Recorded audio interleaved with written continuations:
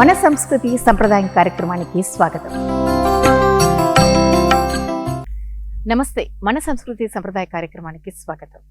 So మనం గతంలో కళ్యాణ గడియల గురించి, కళ్యాణ ఘట్టం గురించి మనం మాట్లాడుకుంటున్నాం లక్ష్మీ సుజాత గారితో. సో వారు చాలా చక్కగా ప్రతి క్రతువు గురించి వివరించారు. మరి పాటల రూపంలో కూడా మరి జానపదులు రాసినటువంటి ఆనాటి పాటలు ఆయా సందర్భాలకు తగ్గట్టుగా చాలా చక్కగా వివరించారు. ఇంకా చాలా విశేషాలు ఉన్నాయి. ఎందుకంటే కళ్యాణం అంటే అంత సునాయాసంగా చేసేవి కాదు కదా. చాలా రోజుల నుంచి శ్రమించి ఒక ఇరువురిని ఒక జంటను కలపడానికి ఎన్నో రోజులు శ్రమించాలి, ఎన్నో వేడుకలు చెయ్యాలి. ఆ వేడుకలలో అందరూ ఆనందాన్ని పొందాలి. సో ఆ ఆనందం పొందాలంటే మరి అప్పటి జానపదాలు పాటలని మరలా మరలా గుర్తు తెచ్చుకోవాలి. సో మరి లాస్ట్ ఎపిసోడ్లో మనము ఎంతే బువ్వబంతి, అసలు ఎప్పుడన్నా విన్నారా అండి మీరు ఆ పదం? బువ్వం పంతి నిజంగా ఎంత బాగుందో కదా. అలాంటి మాటలు, అలాంటి పదాలు, అలాంటి పాటలు వెలుగులోకి రావాలి అన్నది మా ప్రయత్నం. సో మరి ఈ రోజు బువ్వం బంతి తర్వాత చేసే క్రతువు ఏంటి, వాటి తర్వాత జరిగే కార్యక్రమాలు, వాటికి సంబంధించిన జానపద పాటల గురించి లక్ష్మీ సుజాత గారిని అడిగి తెలుసుకుందాం. నమస్కారం అండి లక్ష్మీ సుజాత గారు. నమస్తే అండి. మన సంస్కృతి సంప్రదాయం కార్యక్రమానికి స్వాగతం. ధన్యవాదాలండి. లక్ష్మీ సుజాత గారు, మరి ఈ రోజు మనం మాట్లాడుకుంటున్నప్పుడు కళ్యాణ గడియలు, కళ్యాణ వేదికలు, కళ్యాణ వేడుకలు, ఇంకా చాలా చాలా క్రతువులు ఉన్నాయండి. ముఖ్యంగా మిథున పాట. మిథున పాట అంటే, మిథునం అంటే అసలు ఏంటి? నేను విన్నాను ఎక్కడో మిథున పాట అంటే ఏంటి అంటే ఎవరు ఏదే సరిగ్గా చెప్పలేదు. మీకేమైనా ఐడియా ఉందా? మిథునము రాశి ప్రకారం కూడా మిథున రాశి ఉంటుందండి. మిథునము అంటే జంట. జంట అంటే ఇప్పుడు వాళ్ళిద్దరిని కలిపి పెళ్లి చేసినాం కాబట్టి వాళ్ళు మిథునం అవుతారనమాట. మిథున తాంబూలాలు కూడా ఉంటాయండి. మిథునం గురించి చాలా తాంబూలాలు ఇస్తారు. అంటే వాళ్ళ దంపతుల చేత ఇప్పిస్తారండి. ఎప్పుడైతే వివాహం అయిందో వాళ్ళు మిథునం కిందకి వచ్చేస్తారు. ఓహో, మిథునం అంటే జంట. అవునండి, ఒక పురుషుడు ఒక స్త్రీ కలిపి ఒక మిథునం అవుతారండి. ఓ, మరి ఈ కళ్యాణ వేడుకల్లో సమయం అంటారు కదా, ముహూర్తం, సుముహూర్తం అంటారు. మీరన్నారు గతంలో సుముహూర్తం అంటే పూర్వకాలంలో చూపులు కలిసిన శుభవేళ. అంటే ఇరువురు ఆ సుముహూర్తంలోనే చూపులు చూసుకోవాలి, ఒకరి కళ్ళల్లోకి ఒకరు చూసుకోవాలి, అదే సుముహూర్తము అని. తర్వాత రాను రాను కాలంలో మార్పులు చెంది, కాలానుగుణంగా మార్పులు చెంది జీలకర్ర బెల్లం సుముహూర్త సమయము అని అంటున్నారు. అసలు ఈ సుముహూర్తాన్ని ఎలా నిర్ణయిస్తారు అంటే మన పండితులు? ఈ సుముహూర్తం అనేది ఒక అబ్బాయి ఒక అమ్మాయి కలిసి జీవించడానికి, నూరేళ్లు సంతోషంగా ఉండడానికి నిర్ణయించబడిందండి. వారి యొక్క పేర్లను బట్టి, జాతకాలను బట్టి పురోహితుల వారు నిర్ణయిస్తారండి. అది ఈ ముహూర్తము మనము ఏం చెప్తామంటే పెళ్ళికి ముహూర్తం ఎప్పుడు అని అడుగుతాము. ముహూర్తం ఎప్పుడు అని చెప్పి వెళ్తారు. మనము ఎప్పుడు వెళ్ళకపోయినా కూడా ముహూర్తం టయానికి మనం పెళ్ళికి వెళ్ళాలనేది ఒక సాంప్రదాయం ఉందండి. మామూలుగా మా పేరెంట్స్ కూడా చెప్తారు, ముందు రోజు వెళ్ళినా వెళ్ళకపోయినా, ముహూర్తానికి తర్వాత వెళ్ళకపోయినా ముహూర్తం టయానికి ప్రతి ఒక్కరు అటెండ్ అవ్వాలి అంటారండి. దానికి అర్థం ఏమి అంటే ముహూర్తం సమయంలో మనము ఉండి ఆ వివాహానికి సాక్షిగా ఉండి వాళ్ళకు ఆశీర్వాదాలు అందించాలి అనే ఉద్దేశంతో ఈ సుముహూర్తానికి అందరూ వెళ్ళాలని చెప్తారండి. ఈ సుముహూర్తం అనేసి చెప్పడానికి నేను కొద్దిగా పరిశోధన చేశానండి. నాకు తెలిసిన పండితుల వారిని అడిగి ముహూర్తం ఎట్లా నిర్వహిస్తారు ఏమని కనుక్కున్నాను. మీకు కరెక్ట్గా చెప్పాలనే ఉద్దేశంతో నేను కొంచెం రాసుకొని వచ్చానండి పేపర్లో. ఒక కనురెప్ప పాటు సమయాన్ని ఒక కాష్టం అంటారండి. 30 కాష్టలు వచ్చేసి ఒక కళ అవుతుంది. 38 కళలు ఒక ముహూర్తం అవుతుందండి. ఒక ముహూర్తంలో తారాబలం, చంద్రబలం, లగ్నబలం ఎంతసేపు ఉంటుందో అది సుముహూర్తము. ఒక ఇద్దరు తెలియని వ్యక్తులు, అపరిచిత వ్యక్తులు వారి జీవితాంతము సంతోషంగా ఉండడానికి, వధూవరుల యందు భావనా సమైక్యత కోసం, వారి జీవితంలో అభ్యున్నతి కోసం వారు ఏ సమయంలో ఒకరి కనులలో ఒకరు చూసుకుంటారో ఆ సమయాన్ని చూసుకొని వారి బంధం శాశ్వతం అవుతుందని ఈ ముహూర్తం నిర్ణయిస్తారండి. ఈ ముహూర్తం జీలకర్ర బెల్లం పెట్టిన తర్వాత, తెరసెల్లా తీసిన తర్వాత వధూవరులు ఇద్దరు ఒకరి కళ్ళలో ఒకరు చూసుకోవాలి. ఆ చూసుకునే సమయంలోనే ఇంద్రాణి దేవత వచ్చేసి వారికి ఆశీర్వాదం ఇస్తుంది అని చెప్పేసి మనకు పెద్దవాళ్ళు తెలియజేసినారండి. ఇంతకుముందు ఆ క్షణం వరకు పెళ్ళికొడుకు పెళ్ళికూతురు చూసుకునే వాళ్ళు కాదండి. అబ్బాయి తల్లిదండ్రులు వెళ్ళి అమ్మాయిని చూస్తారు, ఖాయం చేస్తారు, అన్నీ చేసుకుంటారు. వరుడు మొట్టమొదటిసారి ఆ సుముహూర్తంలో చూసుకోవాలని సాంప్రదాయం అండి. కాకపోతే ఇప్పుడు ఈ సాంప్రదాయము దాని భావం తెలియలేదు. ముందు ముందే అందరూ చూసుకుంటున్నారు, జరుగుతున్నాయి. అయినా కూడా ఆ ముహూర్తంలో వారిద్దరూ కలిసి చూసుకుంటే జీవితాంతం సంతోషంగా ఉంటారు, అన్ని విధాల అభివృద్ధి చెందుతారు అనేసి పౌరోహితులు ఈ ఈ పద్ధతి పెట్టినారండి. చాలా చక్కగా వివరించారు. నిజంగా అప్పట్లో అంటే అబ్బాయి అమ్మాయి చూసుకునేవారు కాదు పూర్వము. సో మరి కాలానుగుణంగా మార్పులు జరగడము, ఆ మార్పులతో పాటు అమ్మాయి అబ్బాయి అడ్వాన్స్ స్టేజెస్కి అంటే అత్యాధునిక ఆనందకరమైనటువంటి సౌలభ్యమైనటువంటి జీవితంలో ఉన్నాం కాబట్టి మనము ఈ కాలచక్రంలో మనం ఉన్నాం కాబట్టి సహజీవనం చేసిన తర్వాత కూడా కళ్యాణం చేసుకునే జంటలను మనం చూస్తున్నాం ఈ రోజుల్లో. కాలానుగుణంగా కొన్ని మార్పులను మనము స్వాగతించాలి. ఆహ్వానించాలి, Yes. ఆహ్వానించాలి. ఓకే, కానీ దాన్ని మితిమీరి వెళ్ళకూడదండి. అతి సర్వత్రా వ్యర్జయత్ అన్నారు కదండి. ఏం చేసినా అతి చేయకూడదండి. ఈ మీడియా ద్వారా మనకు ఈ సెల్ ఫోన్లు ఇవి వచ్చిన తర్వాత కమ్యూనికేషన్ పెరిగింది, కోరికలు పెరిగినాయి, అబ్బాయి అమ్మాయి మాట్లాడుకుంటున్నారు, కలుస్తున్నారు. కానీ దేనికైనా ఒక లిమిట్ ఉంటుందండి. ఏదైనా పరిధి దాటి వెళ్ళనంత వరకే బాగా ఉంటుంది. ఓకే. సో మరి ఇప్పుడు మనం మిథునం పాట గురించి మాట్లాడుకుందాం. అసలు ఏంటి ఆ మిథునం పాట ఎలా ఉంటది? మరి ఆ జంటను కలిపినటువంటి ఆ సమయంలో ఆ పాట ప్రాశస్త్యం ఏంటి? ఈ మిథున పాట అనేది వివాహమైన తర్వాత వధూవరుల చేత అందరికీ తాంబూలాలు ఇప్పిస్తారండి. అంటే తాంబూలాలు దంపతులకు ఇప్పిస్తారు. అంటే వీరిద్దరూ కొత్తగా దంపతులైనారు. ఎవరైతే పెళ్ళి అయ్యి ఉంటారో దంపతులకు మాత్రమే ఇప్పిస్తారండి. ఇది తాంబూలం అని కూడా అంటారు దీన్ని. అదే తాంబూలమే మిథున తాంబూలం అంటారు. దానికి ఒక పాట ఉందండి. ఇవన్నీ పాటలు కలెక్ట్ చేయడానికి నేను చాలా ప్రయత్నం చేసినానండి. పెద్ద పెద్ద వాళ్ళ దగ్గరికి, వాళ్ళ దగ్గర పాటలు ఉన్నాయంటే వెళ్ళి కలెక్ట్ చేశాను. తెలిసిన వాళ్ళకి అమ్మమ్మలు, తాతయ్యలు వాళ్ళని అడిగి కూడా వాళ్ళ దగ్గర తెలుసుకున్నాను. కొన్ని అచ్చం వాళ్ళ దగ్గర ఉండేటి ఇచ్చారు. కొన్ని వాళ్ళు నోటి ద్వారా వాళ్ళు పాడితే నేను రాసుకొని దాన్ని ఒక సెట్ చేసుకున్నానండి. ఒక రూపు తెచ్చుకున్నాను. నా ఎందుకు ఇంత నేను తాపత్రయపడుతున్నాను అంటే ఈ సాంప్రదాయ పాటలు అనేటివి కనుమరుగు అవ్వకూడదు అనే ఉద్దేశంతో నేను ఈ ప్రయత్నం చేస్తున్నాను. చాలా చక్కటి సంకల్పంతో ఉన్నారు లక్ష్మీ సుజాత గారు. నిజంగా ఈ సాంప్రదాయ పాటల గురించి ఆలోచించే నాదుడే లేరంటే అతిశయోక్తి కాదు. కానీ ఇలాంటి సందర్భంలో, ఇలాంటి సమయంలో మీరు ఈ నిర్ణయం తీసుకుని మా మీడియా ద్వారా ఇలాంటి పాటలను వెలుగులోకి మళ్ళీ జనాలకు వినిపిస్తూ వాటి గురించి ఆలోచించే సమయం మనం ఇవ్వడం అనేది చాలా గొప్ప విషయం. అవునండి. ఈ పాటలు వింటే నిజంగా నాకైతే మనసును రంజింపజేస్తుందండి. ఇది వాళ్ళు పాడే పాటలు, వాళ్ళు చెప్పే మాటలు ఎవరికి వాళ్ళకు అన్వయించుకోవచ్చానండి. సో ఆ పాటల యొక్క మాధుర్యము, ఆ మీనింగ్ మనసుకు హత్తుకున్నందువల్ల ఈ పాజిటివ్ వైబ్రేషన్స్ మనకు పెళ్ళైన 2-3 రోజులు అలాగే జరుగుతుంటాయండి. చూసారా, అసలు తాంబూలాలు. కొత్తగా అయినటువంటి దంపతులు పెద్దవాళ్ళ అంటే దంపతులకి తాంబూలం ఇవ్వడం అనేది చాలా మంచి సంప్రదాయకరమైనటువంటి క్రతువు అది. సో దాని గురించి ఆ కాన్సెప్ట్ మీదనే ఒక పాట ఉందండి. అందరే మిథున విడెములు అబలలారా ఆనందముగా, అందరే మిథున విడెములు అబలలారా ఆనందముగా, సంధ్యములేలనే మీ పతులతో సరసంబుల నాడుచు వేగమే, అందరే మిథున విడెములు అబలలారా ఆనందముగా. చూసిరండి, ఈ ఫస్ట్ చరణంలోనే మనకు స్వీట్ మెమరీస్, మనకు మీ హస్బెండ్తో, మన భర్తతో మన యొక్క మధుర స్మృతులు గుర్తు తెచ్చుకోమని చెప్తున్నారు చూడండి. దంపతులు పాన్పున తరచు బహు సొంపగు తమందివ్వగా, ఇంపుతో మీ భర్తలు గైగొని ఇడెదరు మీకట ఇదే సమయము గదా, అందరే మిథున విడెములు అబలలారా ఆనందముగా. ఇక్కడ తాంబూలం అంటే తమ్మళము ప్రకృతి వికృతి కిందకి వస్తుందండి. తమ్మళం. తాంబూలం ఇస్తే మీ భర్తలు తెచ్చి మీకు ఇస్తారని చెప్తున్నారండి. సో వాళ్ళ భర్తలు వాళ్ళకి తినిపించిన స్వీట్ మెమరీస్ వెనక్కి వస్తాయండి, మన మనసులో మెదులుతాయి. సో ఇదండి. చంద్రబింబాననలారా మనమందున సంతసమందగా, నేడందు కొనదగు నిందు సిగ్గులనంత చెల్లదు అందమందగా, అందరే మిథున విడెములు అబలలారా ఆనందముగా చెప్తున్నాడు చూడండి. మన మైండ్ స్టేటస్ ఏ విధంగా ఉంటుందో సిగ్గుపడొద్దండి.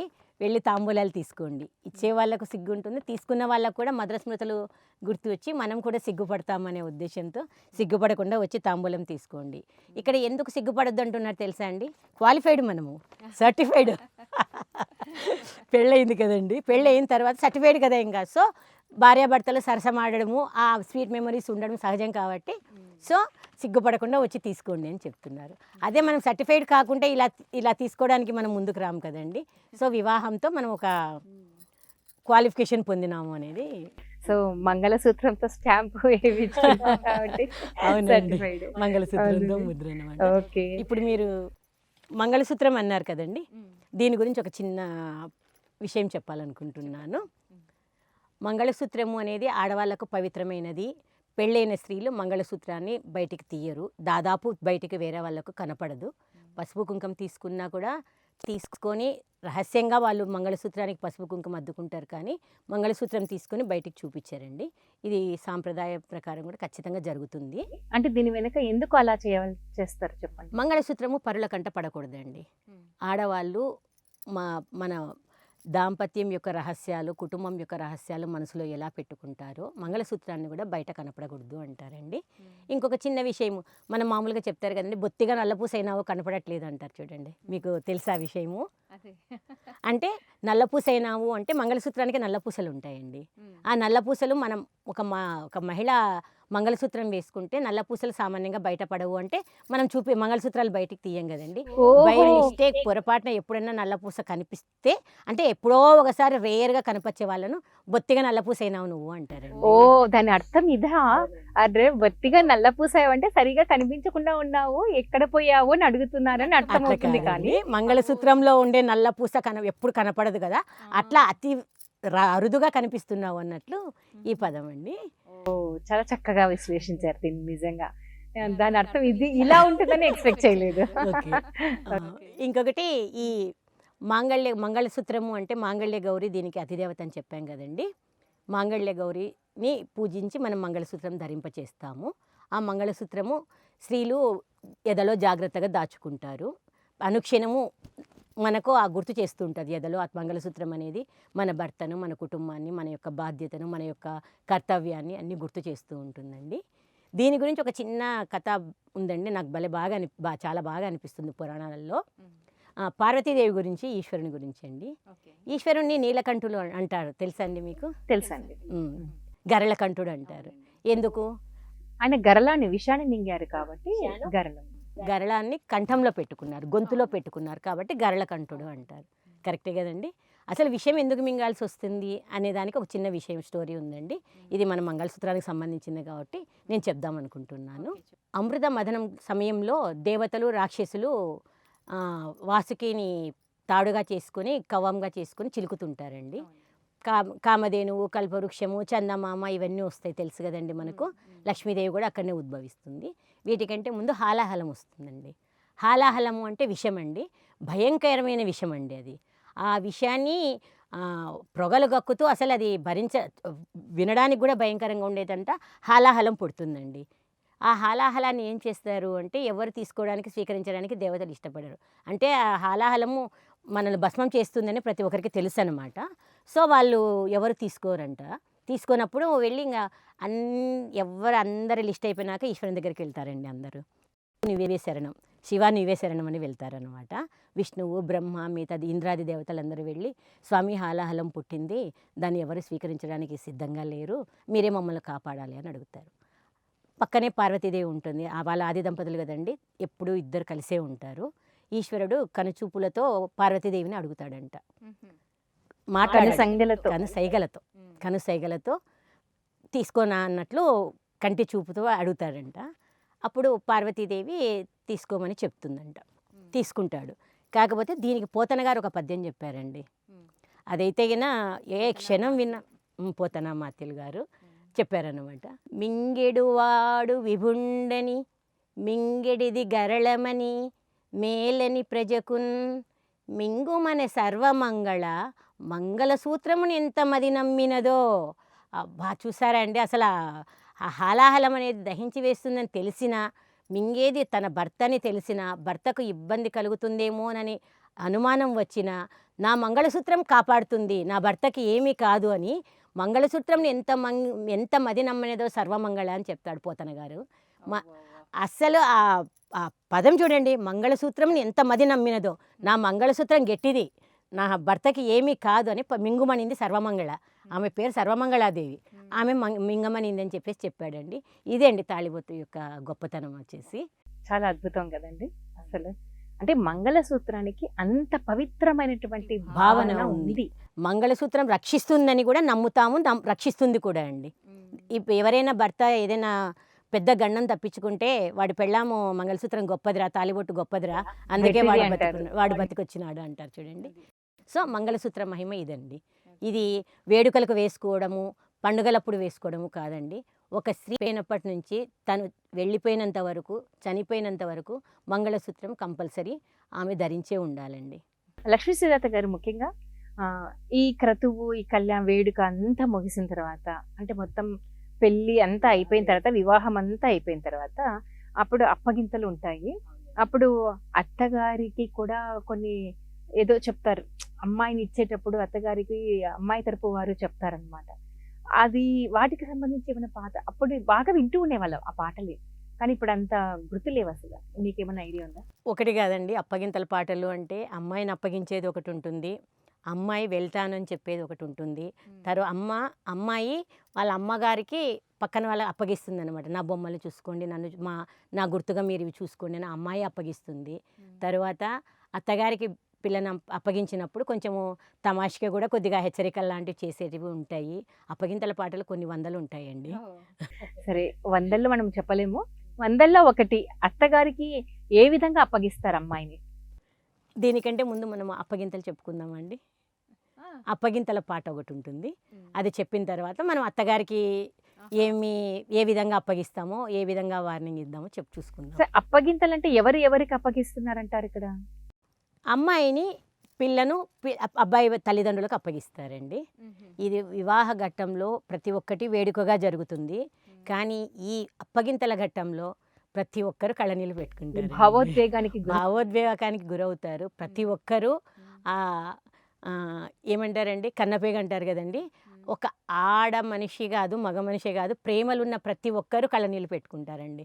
జెంట్స్, పురుషులు, కళ్ళు చెమరుస్తాయి అంటారు. ప్రతి ఒక్కరి కళ్ళు చెమరుస్తాయండి, దీంట్లో బాధపడతారు. కానీ అది కూడా ఒక అంతేనండి, ఆడపిల్లని అప్పగించేటప్పుడు ఎవరికైనా బాధ ఉంటుంది. సరే, మరి అప్పగింతల పాట ఏంటో చెప్తారా? ఓకే అండి, చెప్తాను. బంగారు పళ్ళెముల పాలు నెయ్యి పోసి, దశరథుల చేతిలో చెయ్యప్పగించి, కాళ్ళ కడియాల సీత చెయ్యి తెచ్చి, కౌసల్య చేతిలో చెయ్యప్పగించి, సౌశీల్య సుకుమారి సీత చెయ్యి తెచ్చి, సుమిత్ర చేతిలో చెయ్యప్పగించి, కుందనాల బొమ్మ సీత చెయ్యి తెచ్చి, కైకమ్మ చేతిలో చెయ్యప్పగించి, శీల సౌభాగ్యవతి సీత చెయ్యి తెచ్చి, శాంతమ్మ చేతిలో చెయ్యప్పగించి. ఇది గమనించినారండి. మామగారు ముగ్గురు అత్తగారి చేతిలో సీతమ్మ చేతిని అందించినాము అని చెప్తున్నారు. ఆ దాంట్లోనే సీతమ్మ ఏమేమి ధరించినది కూడా చెప్తున్నారు.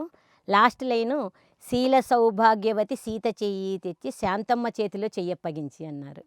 మీకేం డౌట్ రాలేదండి దీని గురించి? శాంతమ్మ అంటే శీల సౌభాగ్యవతి సీత చెయ్యి తెచ్చి శాంతమ్మ చేతిలో చెయ్యప్పగించి అంటే శాంతమ్మ చేతిలో సీతమ్మ చేతులు పెట్టినారు అనేసి అప్పగిస్తున్నారు అంటున్నారు. శాంతమ్మ తెలుసా అండి మీకు? శాంతి తెలీదండి? తెలీదా? దశరథుని యొక్క కూతురండి శాంతాదేవి. దశరథునికి శాంతాదేవి, శాంతమ్మ. వాళ్ళు ముచ్చటగా శాంతమ్మ చేతులు అంటే ఆడబిడ్డ చేతులు చెయ్యి అప్పగించినారు అనేసి అనమాట. రామలక్ష్మణ భరత శత్రుఘ్నులతో పాటు వాళ్ళందరికీ అక్క శాంత అని ఒక ఆవిడ ఉన్నారండి. అదే అనమాట, ఆమెను గుర్తు చేస్తున్నారు వాళ్ళు. రూపలావణ్యాల సీత చెయ్యి తెచ్చి, శ్రీరాము చేతిలో చెయ్యప్పగించి, మర్మమెరుగని తల్లి సీత చెయ్యి తెచ్చి మరుదుల చేతిలో చెయ్యప్పగించి. మరుదుల చేతుల్లో కూడా చెయ్యి వేసి అప్పచెప్పారు, జాగ్రత్తగా చూసుకోండి చూసుకోండి, అని. మీ ఇంటి మీ మీ అక్కలాగా చూసుకోండి, మీ వదినని బాగా చూసుకోండి అని చెప్పేసి చెప్తున్నారండి. దీని కేవలం అత్త చేతిలో కాదు, మామ చేతిలో కాదు, ఆ కుటుంబ మరదలు, సభ్యులందరి చేతిలో ఆడబిడ్డ కూడా అందరికి ఒక బాధ్యత తను అని తెలియచెప్పడం. తెలియచెప్పడం అండి. Okay, okay. ఈ మధ్య ఒకటి రీల్ వచ్చింది, టీవీలో ఒక చిన్న రీల్ వచ్చిందండి. ఈ సందర్భంగా చెప్పాలనుకుంటున్నాను. రామాయణము, హిందీ రామాయణం అప్పుడు మనం చిన్నప్పుడు వస్తుండే కదండి హిందీలో రామాయణము. ఆ రామాయణంలో మరిది విశేషము, మరిది ఎప్పుడు వదినకు సపోర్ట్ ఉంటాడు అని చెప్పేసి అప్పట్లోనే మనకు చూపించినారండి రామాయణంలో. దీంట్లో ఒక చిన్న సన్నివేశము, రాముల వారు సీతాదేవి వరమాల మార్చుకుంటుంటారు. ఎట్లయినా రాముల వారు సీత కంటే హైట్ ఎక్కువ ఉంటారు, దానికి తోడు కిరీటం ఉంటుంది కదండి. ఎదురుగా నిలబడినా కూడా సీతకు రాముల వారికి మాల వేయడానికి కొంచెం హైట్ ఎక్కువ అవుతుంది. రాముల వారు ఏం చేస్తారు, సీతమ్మ మెడలో దండ వేస్తారు. ఈవిడ వేయడానికి ఇట్లా చెయ్యెత్తుతుంది, అందదు, వంగడు. రాముల వారు తమాషగా తల వంచడండి. అంటే కావాలనే కొద్దిగా సరసమాడేటట్లు తల ఇట్లా పెడతాడనమాట. ఒకసారి ఇట్లా చెయ్యెత్తుతుంది, రెండోసారి ఎత్తడానికి చూస్తుంది. సిగ్గు ఒకటి, ఇంకా ఆలోచిస్తూ ఉంటే అప్పుడు లక్ష్మణస్వామి ఉంటాడు కదండి, ఏం చేస్తాడంటే నడుచుకుంటూ వచ్చి సీతమ్మ పక్కన నిలబడి రాముల వారి పాదాభివందనం చేస్తాడండి. పాదాభివందనం చేస్తే ఆశీర్వచనం చేయడానికి రాముల వారు ఇట్లా తల ఉంచుతాడు, సీతమ్మ దండ వేస్తుందండి. సూపర్ అండి, వరమాల వేస్తుందనమాట. సో అప్పుడే మరది వదినకు సపోర్టుగా ఉంటాడనమాట. నేనున్నాను మీ కూతురికి అనేసి లక్ష్మణస్వామి రామాయణంలోనే చెప్పాడండి. సో ఆ సందర్భం వచ్చింది కాబట్టి నేను అది చెప్తున్నాను. చాలా చక్కగా వివరించారు, నిజంగా గ్రేట్, బాగుంది. ఎలనాగ నయనాల ఎండ కన్నెరుగదు, ఎటుల చూచేరమ్మ మా కన్న పేగును, ఆకలికి తాళదు అలుకలే ఎరుగదు, అది ఇది ఇమ్మని అసలేమి అడుగదు, నోటిలో నాలుకే నల్ల పూసోయమ్మ, నట్టింట వెలిగేటి దీపమోనమ్మ, పుట్టింటి గారాలు పట్టించుకోదమ్మా, మీ ఇంట మణిదీపమై వెలుగునమ్మా. చూసారండి, ఇక్కడ నల్లబూస వచ్చేసింది. అదే అదే, నిజంగా చాలా సునిశ్చితమైనటువంటి భావం కలిగినటువంటి పాట అండి ఇది. నిజంగా ఈ లక్షణాలు గల ఆడవాళ్ళు ఈ రోజుల్లో ఉన్నారంటారా? లేరు, కానీ పూర్వకాలం ఉండేవాళ్ళు. Yes. పూర్వకాలం స్త్రీ అంటే ఇలా ఉండేది అనేది ఒక భావన ఉండేది. తెలుస్తుంది. ఇప్పటికీ కూడా ఎంత కఠినంగా ఉన్నా, ఎంత గట్టిగా ఉన్నా, ఎంత చదువుకున్నా, ఎంత బయట తిరిగినా కూడా కొన్ని విషయాలలో ఆడవాళ్ళు డెలికేటేనండి, సెన్సిటివ్ గానే ఉంటారు. సెన్సిటివ్ గానే ఉంటారు. కొన్ని సునిశ్చిత విషయాలు అయితే గిన ఖచ్చితంగా ఎక్స్పెక్ట్ చేస్తారండి. ఆఫీస్ పొద్దున పోయి సాయంత్రం వచ్చినా కూడా భర్త ఒక్క మాట భోంచేసావా అని అడిగితే సంతోషపడే స్త్రీలు అందరూ అండి. నాకు తెలిసి నా లెక్క ప్రకారము ప్రతి ఒక్కరు భర్త నుంచి ఒక అనునయ మార్పు, ఒక మాట కోరుకుంటారు.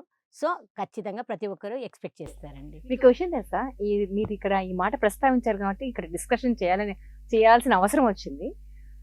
అలా అడగడం లేదు, అలా పట్టించుకోవడం లేదని విడాకులు తీసుకున్నటువంటి ఆడవాళ్ళు ఉన్నారు అంటే మీరు నమ్ముతారా? అంటే అది తప్పని కాదు, అలా కోరుకుంటున్నారు. అలా కోరుకోవడం ఆడవాళ్ళ సహజ లక్షణం, ఇల్లాలి యొక్క సహజ లక్షణం.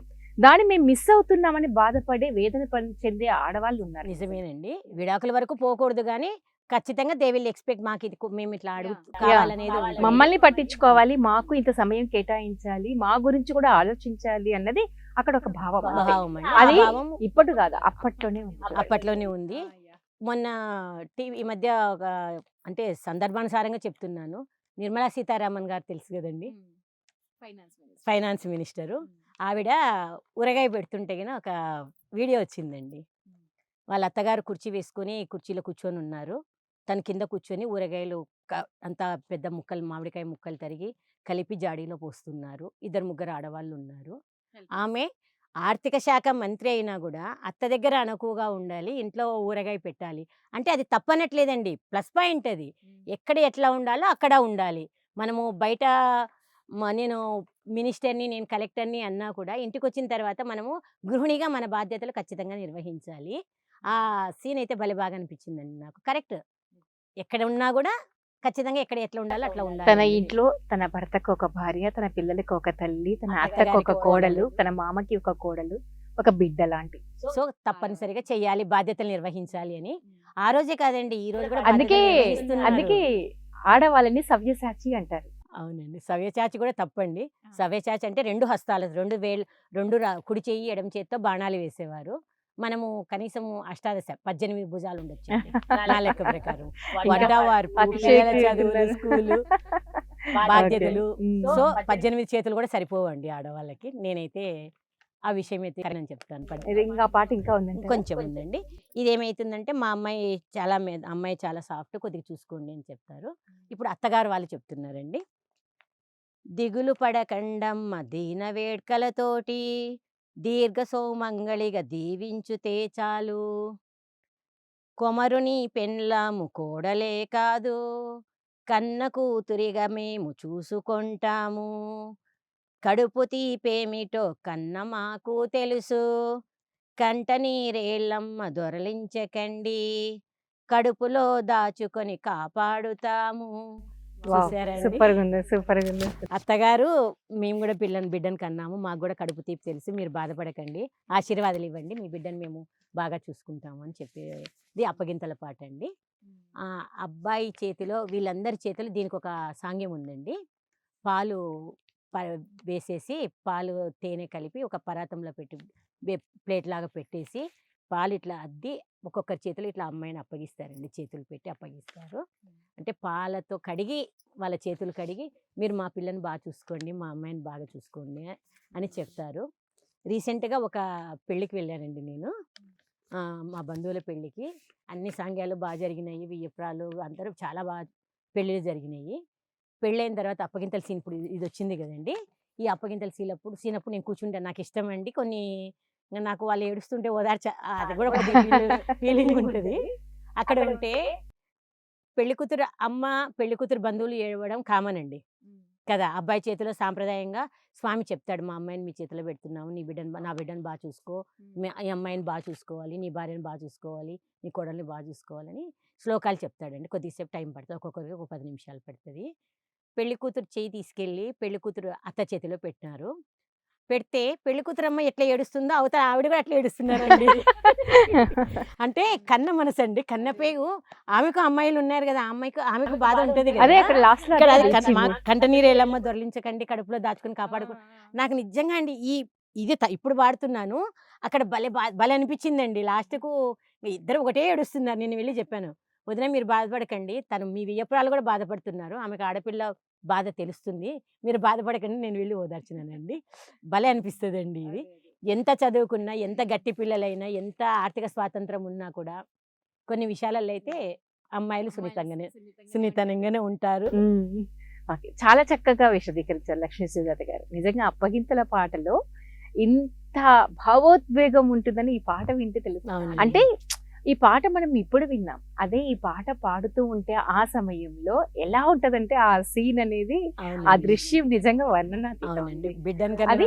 అది ఓదార్పునిస్తూ ఉంటుంది, అమ్మాయికి ధైర్యం ఇస్తూ ఉన్నట్లుంది, అత్తగారికి భరోసా ఇస్తూ ఉన్నట్లుంది. నా బిడ్డ నీ బిడ్డ అనేది ఒక భరోసా ఇస్తున్నట్లు ఇక్కడ వాళ్ళ అత్తగారు కూడా చెప్తున్నారు కదండి, నా బిడ్డలాగే చూసుకుంటాను, కోడలిగా కాదు చూసుకుంటానని చెప్పారు.